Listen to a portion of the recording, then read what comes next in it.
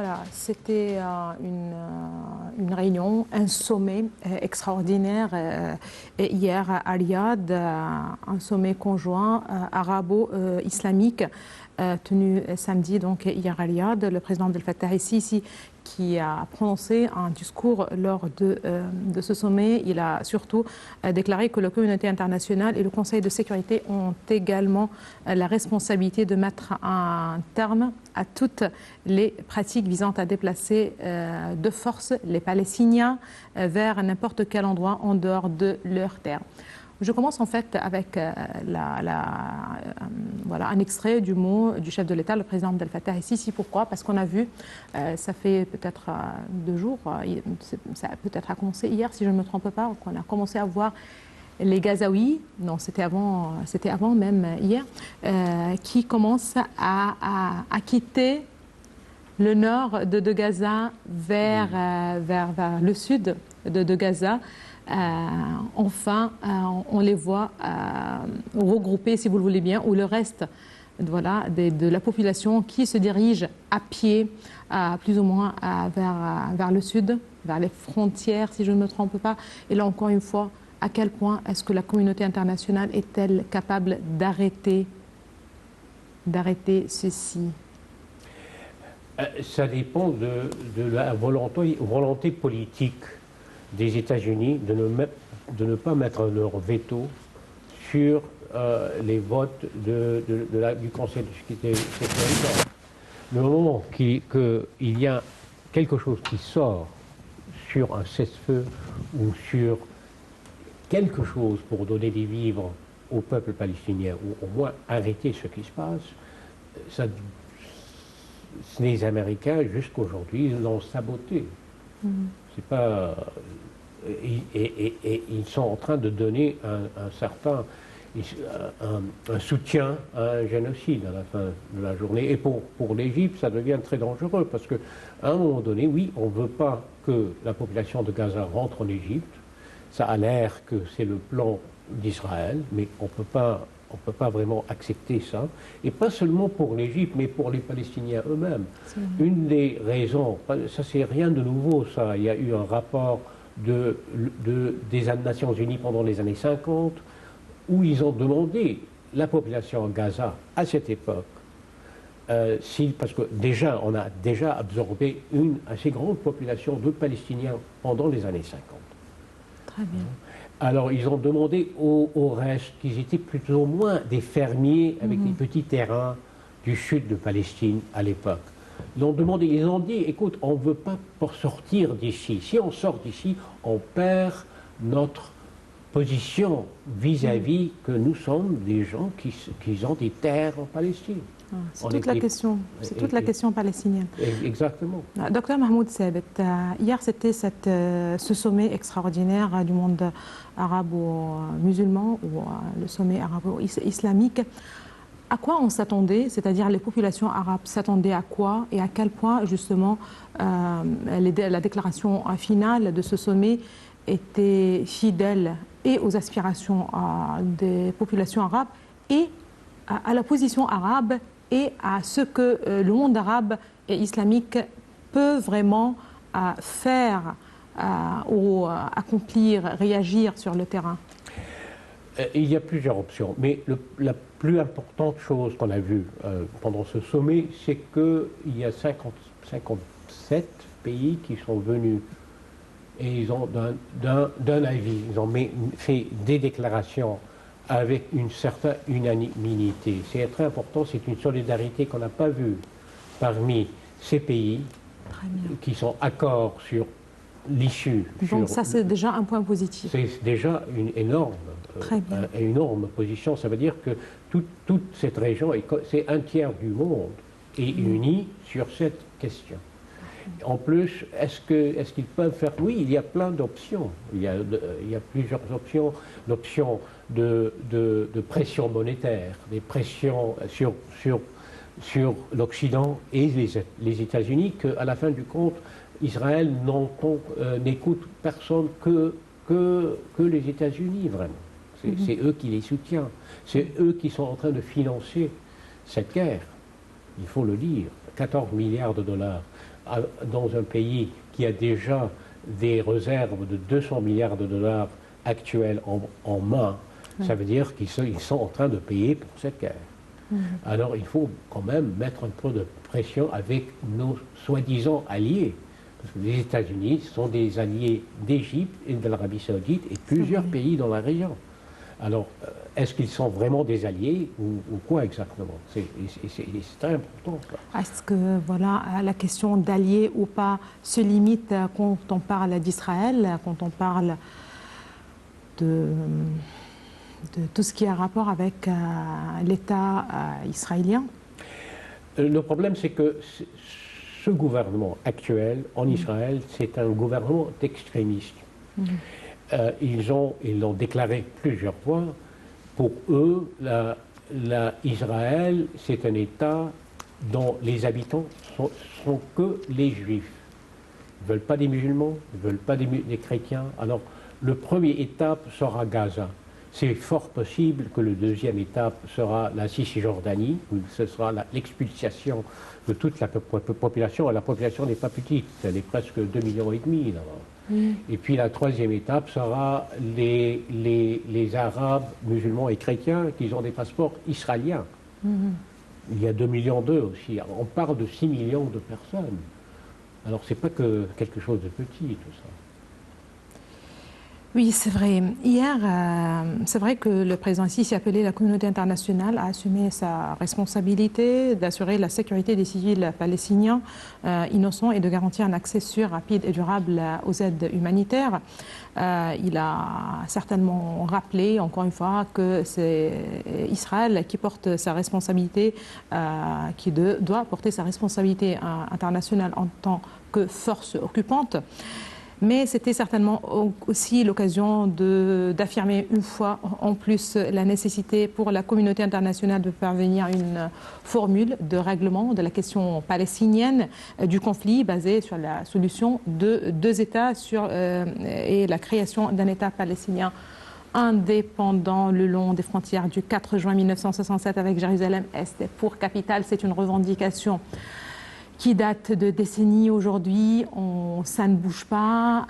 Est-ce que le conflit actuel, est-ce que l'escalade actuelle, est-ce que c'est ce qui s'est passé le 7 octobre avec toutes ces conséquences sur la population, surtout sur la population palestinienne, la population de Gaza, est-ce qu'aujourd'hui, avec tout ceci, on peut enfin voir cette solution politique prend place ou c'est le contraire, on s'éloigne davantage de la création d'un État palestinien et justement sorte de fin de ce conflit israélo-palestinien? Il y a plusieurs choses. Premièrement, c'est pour la première fois, c'est une opportunité pour le gouvernement extrémiste actuel pour l'expulsion de la population palestinienne. Alors, c'est pas vraiment... Et puis, en plus, s'il y a un cessez-feu, ce gouvernement va tomber. Netanyahou sera forcé à démissionner. Alors, c'est qu'ils n'ont pas d'autre option. Ils veulent pousser l'opportunité qui est tombée dans leurs mains au plus vite possible. Et c'est pour ça qu'actuellement, c'est n'importe quelle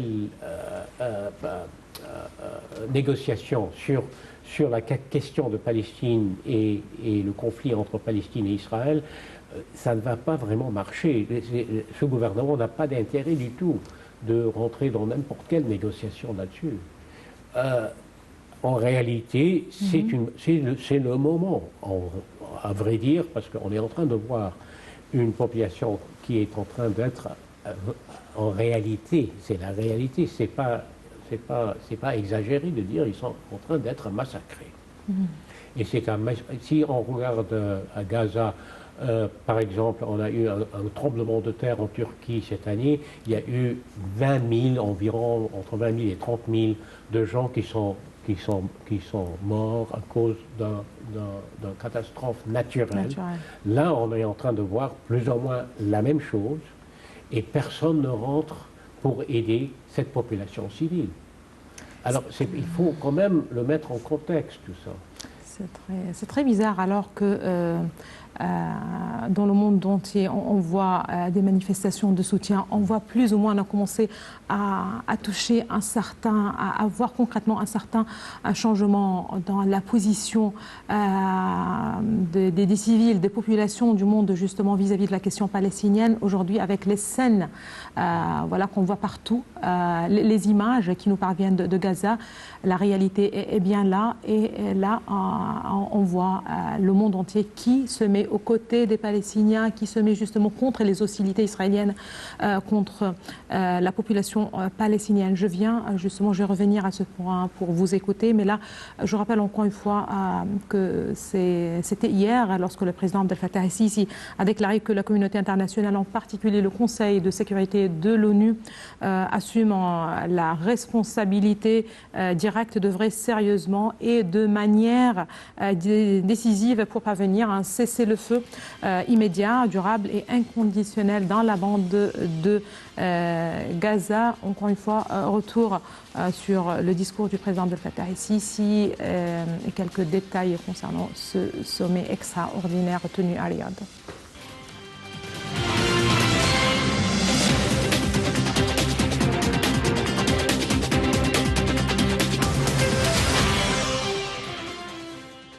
Dans sa déclaration finale, le sommet arabo-islamique extraordinaire tenu à Riyad a exhorté le Conseil de sécurité à prendre une décision ferme et contraignante qui impose la cessation de l'agression et freine l'autorité d'occupation coloniale qui viole le droit international humanitaire et les résolutions de l'égalité internationale. Le communiqué final rejette le fait de qualifier cette guerre de représailles, de légitime défense ou de la justifier sous quelque prétexte que ce soit.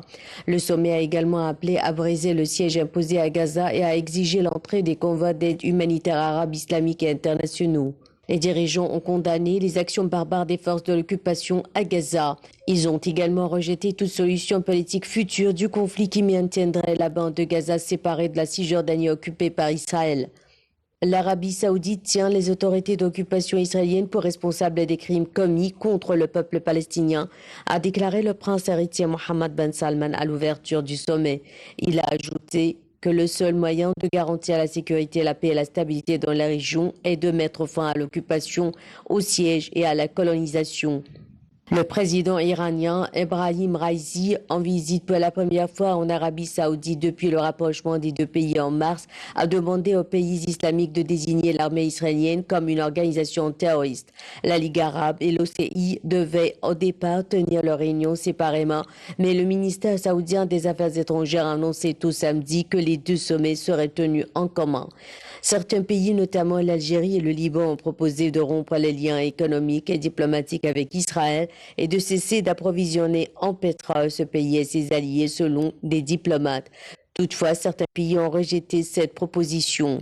Il est honteux que les pays occidentaux qui parlent toujours des droits de l'homme et des libertés restent silencieux face au massacre en cours en Palestine, a déclaré pour sa part le président turc Recep Tayyip Erdogan. Le président syrien Bachar al-Assad a lui estimé que l'absence de mesures punitives contre Israël rendrait le sommet insignifiant et prôné de ne pas engager de processus politique avec Israël jusqu'à l'obtention d'un cessez-le-feu à Gaza.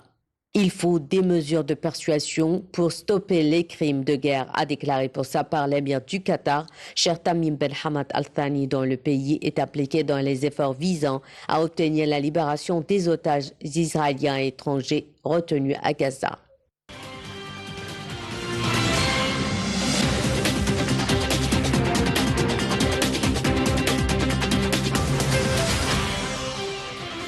Voilà, c'est le monde arabe et islamique qui essaye peut-être d'exercer une certaine pression au Conseil de sécurité de l'ONU en l'appelant encore une fois à assumer ses responsabilités, au moins pour un cessez-le-feu à Gaza, au moins pour faire passer, acheminer les aides humanitaires que l'Égypte reçoit du monde entier justement, et qui ne suffit pas, avec le rythme actuel, qui ne suffit pas du tout la population de Gaza.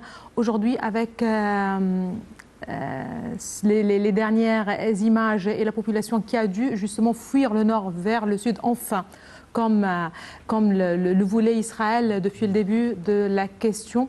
C'est la population qui a enfin cédé, ce sont les civils, les femmes, les enfants, les civils qui ont dû enfin céder et se sont déplacés encore une fois vers le sud, des camps, encore une fois, de réfugiés, et je ne sais pas. Mais du coup, est-ce que la pression des populations arabes sur leurs dirigeants peut faire en sorte aussi de voir un certain changement dans la position arabe, c'est-à-dire une position ferme déjà, une position arabe ferme, mais qui n'a pas d'impact réel. Est-ce que c'est correct? Oui, moi je trouve que c'est un moment très important parce qu'il doit faire quelque chose. Si ça continue, les pays arabes seront mis dans des positions de fait accompli, un par un. En détail. Ça veut dire que qu'est-ce qu'il va faire, qu'est-ce qu'elle fera l'Égypte si on trouve devant nous, sur les frontières avec Gaza, une population de 2 millions en train d'essayer d'échapper à un massacre. Oui. Et derrière eux, l'armée israélienne est en train de les tuer sans discrimination. Est-ce qu'on va ouvrir les portes ou pas? Alors, on sera forcé à ouvrir la situation est très délicate pour l'Égypte, oui, et qui a toujours battu pour la question palestinienne, pour les droits des Palestiniens, certainement. Alors, il faut arrêter ce qui se passe au plus vite possible. C'est très important. Voilà, justement. Et pression économique, les boycotts, c'est des possibilités quand même. Après tout, c'est plus que 50 pays. Quelque chose unis, qui représente plutôt, dans le sens, pour les sources d'énergie, une assez grande proportion de la consommation d'énergie du monde. Alors, est-ce qu'ils peuvent utiliser ça pour mettre un peu de pression? Et alors, il y a plusieurs options. Faire retourner les relations diplomatiques, par exemple. L'Égypte, la Jordanie. La Jordanie a déjà quand même commencé à le faire, la Turquie aussi, mais ils n'ont pas exactement rompu leurs relations. Alors, est-ce que c'est possible? Parce que voilà, il y a une certaine équation, c'est-à-dire peut-être on ne connaît pas tout, on ne sait pas tout, c'est-à-dire lorsque vous parlez d'une certaine pression économique, lorsque vous parlez du pétrole par exemple, c'est-à-dire peut-être pour certains, ceux qui ne sont pas des analystes, ceux qui ne connaissent pas la vérité entière, ils peuvent justement se demander et pourquoi on ne fait pas, les pays du Golfe, à titre d'exemple, ne font pas pression via le pétrole. Certainement, il y a une réponse. Mais là, ce sont des soucis peut-être. Vous avez justement parlé aussi d'une réaction au niveau diplomatique et politique. Qu'est-ce qui pourrait justement, certainement il y a quelque chose qui empêche.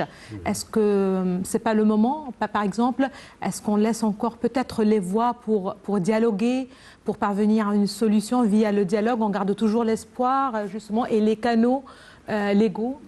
Je pense que, parce qu'à la fin de la journée, c'est le gouvernement elle-même, le gouvernement d'Israël, c'est un gouvernement extrémiste. Et il y a quand même beaucoup de pression en Israël, même sur la situation telle qu'elle est. Les otages, c'est quelque chose qui est très important. Ça a l'air que ce gouvernement de Netanyahou est en train de les a ignorés complètement. Alors, il y a quand même d'autres sources. C'est pas que le peuple israélien, c'est l'ennemi. C'est ce gouvernement actuel qui devient de plus en plus, pas seulement hostile, mais hyper agressif.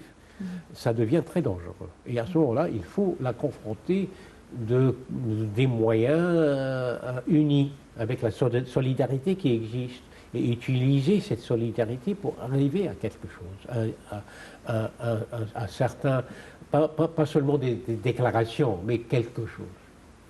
C'est très intéressant, surtout ce point que vous avez évoqué tout à l'heure, cette question de solidarité.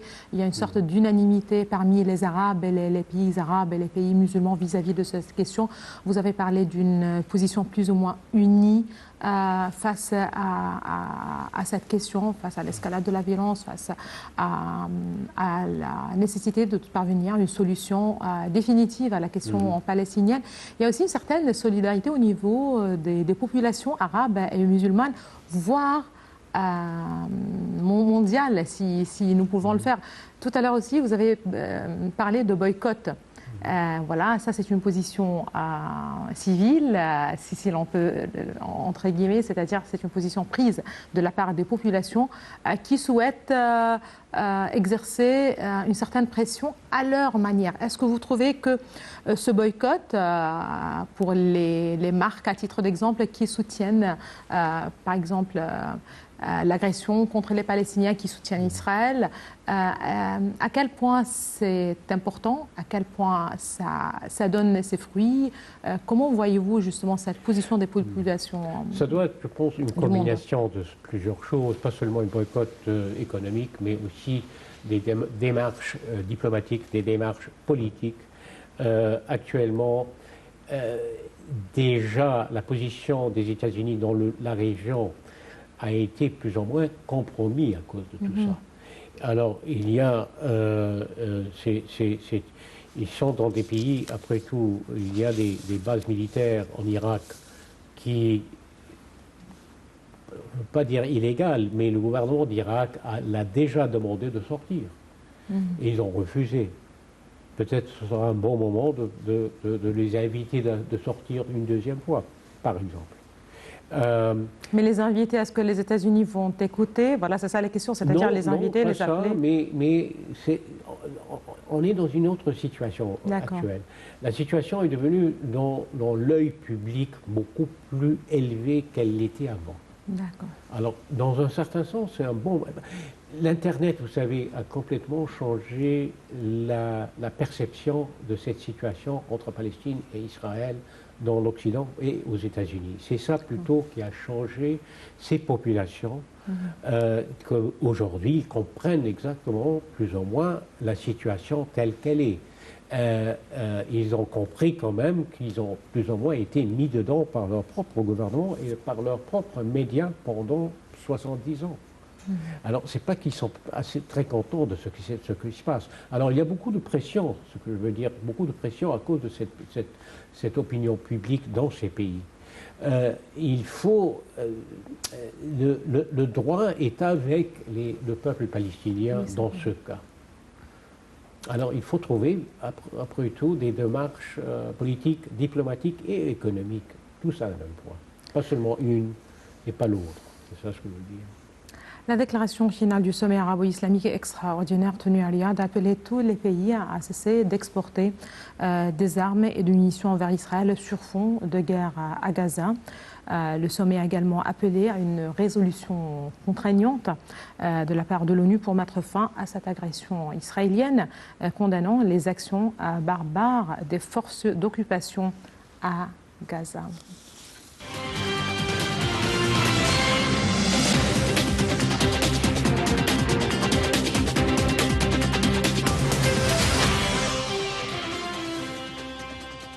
En marge du sommet extraordinaire conjoint arabo-islamique à Riyad, le président Abdel Fattah al-Sisi a rencontré samedi le prince héritier et premier ministre du Royaume d'Arabie Saoudite, Mohammed Ben Salman Ben Abdelaziz Al Saoud. La réunion a porté sur les efforts visant à mettre fin à l'escalade militaire dans la bande de Gaza. Les deux dirigeants ont exprimé leur énorme inquiétude face à la grave détérioration successive des événements, soulignant l'importance de concentrer pour le moment tous les efforts régionaux et internationaux sur la fin de l'escalade et de la violence afin de protéger les civils et d'éviter de nouvelles pertes de vies humaines et de violence, ce qui rendrait la situation incontrôlable. Ils ont catégoriquement rejeté l'idée de déplacer les Palestiniens, ce qui liquiderait complètement la cause palestinienne. Les deux dirigeants ont jugé incontournable de parvenir à un règlement global et juste de la question palestinienne basée sur la solution à deux États et sur la création d'un État palestinien indépendant conformément aux termes de référence de la légitimité internationale.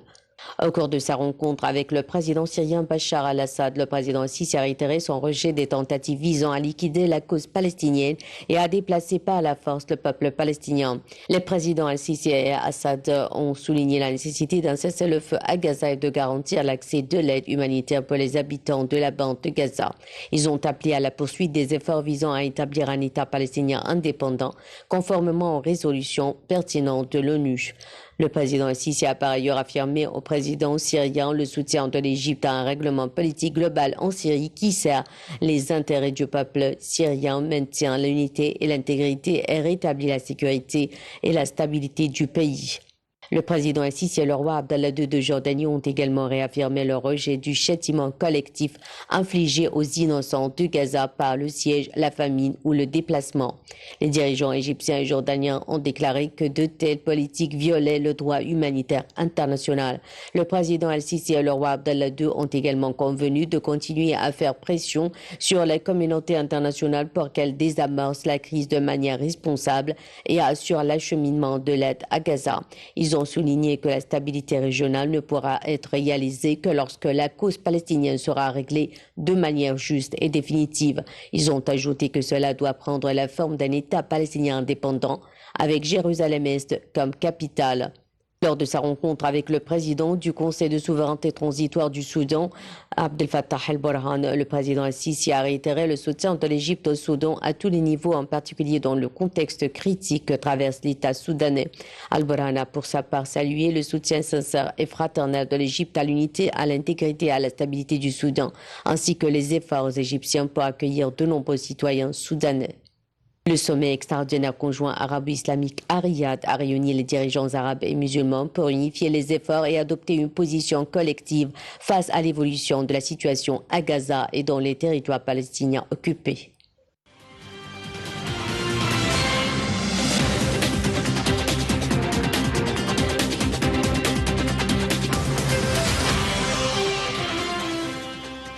Docteur Mahmoud Sabit, quand on parle de cette déclaration finale, quand on parle de l'importance d'appeler les pays à arrêter d'exporter des armes et des munitions à Israël, est-ce qu'il pourrait y avoir un certain écho à cette déclaration, à ces appels formulés par le sommet de l'Arabie Saoudite? Je pense que là, pour ce genre de choses, c'est plutôt les Nations Unies. Après tout, les Nations Unies, ce n'est pas la première fois qu'ils ont fait un boycott sur le Moyen-Orient pour les armes. On l'a fait plusieurs fois. Alors peut-être c'est un bon moment pour faire un boycott contre Israël sur les armes de l'export. À ce moment-là, c'est possible. Et pas vraiment, ça devait être de l'Assemblée générale. C'est une des démarches diplomatiques que devrait être fait. C'est ça ce que je veux dire. Est-ce que tout ce que ça représente pour le moment, c'est un autre bout de pression là-dessus, en voyant que quelque chose est en train d'être fait. Mais ce n'est pas vraiment assez pour le moment. Après tout, c'est un peuple qui est en train d'être massacré de jour à jour. Chaque jour qui est perdu, chaque jour, c'est un jour qui coûte le peuple palestinien des centaines de morts, des centaines de blessés. Très bien. Certains pays comme l'Algérie et le Liban, en fait, ont proposé de rompre les liens économiques et diplomatiques avec Israël et de cesser d'approvisionner en pétrole ces pays et ses alliés, selon des diplomates. Toutefois, au moins 3 pays, parmi lesquels les Émirats arabes unis et Bahreïn, qui ont normalisé leurs relations avec Israël en 2020, ont rejeté cette proposition. À quel point déjà de telles mesures, si vous le voulez bien, de rompre les relations économiques et diplomatiques avec Israël pourraient avoir un écho sur les terrains, pourraient aboutir d'une certaine manière? Et pourquoi vous pensez que c'est pas possible? C'est-à-dire, encore une fois, on a déjà parlé de ceci au début peut-être de l'émission, mais pourquoi ne pas écouter une telle demande Oui, c'est certainement quelque chose qui devrait être fait, mais en position d'unité. Ça veut dire que tous ces pays qui ont fait des déclarations qui sont en accord de faire un boycott économique sur Israël, par exemple, des produits israéliens, d'énergie, parce qu'il y a certains quand même importation d'énergie en Israël qui vient de certains de ces pays. Alors oui, ce que je veux dire, c'est qu'une combinaison de tout ça, en plus, on verra que ces pays sont unis dans leur position vis-à-vis Israël et le peuple palestinien. C'est ça vraiment. La première chose qu'on a vue de tout ça, c'est cette échelle très importante. La deuxième échelle, on doit voir quand même ce qui va arriver. Plus d'un mois après le déclenchement de cette crise, de cette guerre, comment voyez-vous les prochains jours, les prochaines semaines peut-être? Prochaines semaines, tout est devenu très délicat. Il y a plusieurs pressions sur la région. Il y a quand même il y a des forces militaires qui ont été envoyées dans la région par les États-Unis. En plus, la Chine a envoyé certains vaisseaux de guerre dans la région. En plus, on est en train de voir une augmentation, une escalade de pression et aussi de puissance militaire. C'est fort possible qu'il y aura, par exemple, une réaction contre les États-Unis. Peut-être, si ça continue, une réaction du Hezbollah au Liban. Et si ça arrive, ce sera aussi en coordination avec des attaques sur les intérêts américains dans la région. Ça, c'est possible. Les Américains, bien sûr, ont fait des menaces là-dessus. Et ils ont essentiellement dit que ceux qui sont responsables sera l'Iran. Alors, c'est tout à fait... Oui, c'est très délicat. C'est très, très délicat. Et on peut très facilement glisser dans une guerre générale dans la région. Très bien, voilà. Les enfants sont visés, les écoles sont visées, les hôpitaux sont visés. Il n'y a pas un point qui a été épargné. Les équipes, certainement, de santé, les équipes médicales ne sont pas épargnées. Il y en a des morts aussi bien parmi les civils, les enfants, les femmes, les hommes que les journalistes, les médecins. Certainement une situation catastrophique pour tout le monde. On espère bien justement qu'avec le sommet d'hier, cette unité que vous avez justement évoquée, unité du monde arabe et du monde islamique, puisse justement avec la déclaration en finale, puisse exercer une certaine pression encore une fois sur l'ONU, que cette déclaration finale puisse trouver un écho au Conseil de sécurité.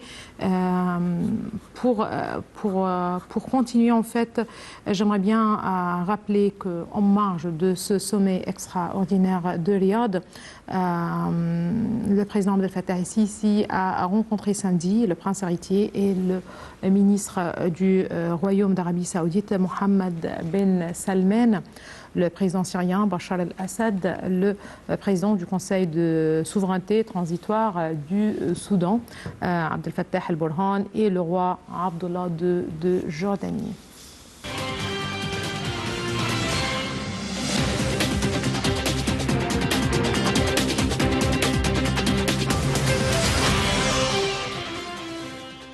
Prononcé lors du sommet extraordinaire conjoint arabo-islamique tenu samedi à Riyad, le président Abdel Fattah el-Sisi a déclaré que la communauté internationale et le Conseil de sécurité ont également la responsabilité de mettre un terme à toutes les pratiques visant à déplacer de par force les Palestiniens vers n'importe quel endroit en dehors de leur territoire.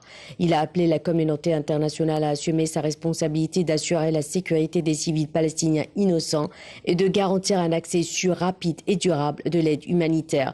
Le président a ajouté qu'Israël porte sa responsabilité internationale en tant que force d'occupation.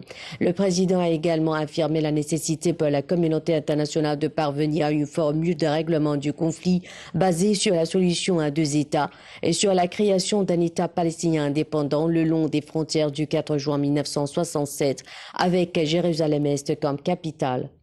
Le président a demandé une enquête internationale sur toutes les violations commises contre le droit international. Ce sommet islamo-arabe extraordinaire intervient alors que le temps presse pour les civils innocents de Gaza qui sont tués, assiégés et souffrent de pratiques inhumaines, a déclaré le président Al-Sisi. Il a ajouté que de telles pratiques nous ramènent au Moyen-Âge, nécessitant une position ferme de la communauté internationale si elle veut maintenir le niveau minimum de sa crédibilité politique et morale. Le président a déclaré que la situation à Gaza révèle les doubles standards, le déséquilibre d'une logique saine et l'effondrement des revendications humanitaires qui malheureusement échouent dans ce test révélateur. Le président a condamné les politiques de punition collective contre la population de Gaza, notamment l'assassinat des civils innocents, le siège de l'enclave et le déplacement forcé des Gazaouis comme étant inacceptables, affirmant que de telles politiques ne peuvent pas avoir lieu sous le prétexte de légitime défense. Le président a rappelé que l'Égypte avait mis en garde à plusieurs reprises contre les conséquences des politiques unilatérale, prévenant que les capacités à arrêter la guerre à Gaza laissent présager une expansion des affrontements militaires dans la région. Le président a conclu que malgré les tentatives de retenue, les attaques prolongées et leur brutalité sans précédent suffisent à changer l'équation et ses calculs du jour au lendemain.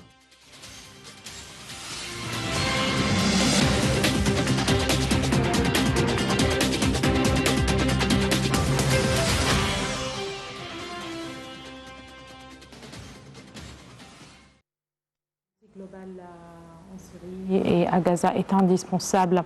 Le président Sisi a réaffirmé son rejet du châtiment collectif infligé aux innocents de Gaza et le siège, certainement, encore une fois, on rappelle la position ferme de l'Égypte vis-à-vis de cette question. C'est peut-être aussi l'occasion de rappeler que des convois justement d'aide humanitaire et médicale ont pu justement parvenir à Gaza aujourd'hui via le point de passage de Rafah. Un dernier mot peut-être, docteur Mahmoud Sabit. Oui, ça doit être augmenté. Il faut quand même avoir un certain soutien des Nations Unies pour faire tout possible pour augmenter ces convois qui rentrent à Gaza. Très même bien. qu'Israël est contre, mais vraiment, à la fin de la journée, ce n'est pas à eux de donner une avis là-dessus. Très bien. Merci beaucoup à vous, docteur Mahmoud Sabit. Vous êtes historien et analyste politique. Merci beaucoup d'avoir été parmi nous ce soir. Madame, monsieur, merci à vous aussi de nous avoir suivis. Excellente fin de soirée à toutes et à tous. Au revoir.